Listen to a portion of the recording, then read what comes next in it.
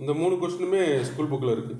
என்ன இருக்குன்னு பார்ப்போம். நிதி இயக்கும் குறியீட்டின்படி சுகாதார குறியீட்டு அறிக்கை தமிழகத்தின் நிலை 3வது இடத்துல உள்ளது. நிதி இயக்கும்படி சுகாதார குறியீட்டுகளை டேரெக்டாக ஸ்கூல் புக்கில் பாக்ஸ் இன்ஃபர்மேஷன் 11th எக்கனாமிலிருந்து கேட்டிருக்காங்க.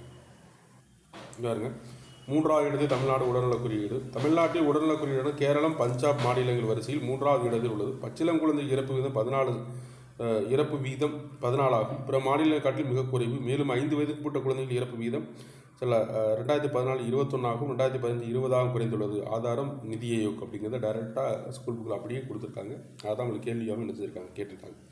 இது 11th எக்கனாமியில் இருக்கக்கூடிய வந்துருக்கு.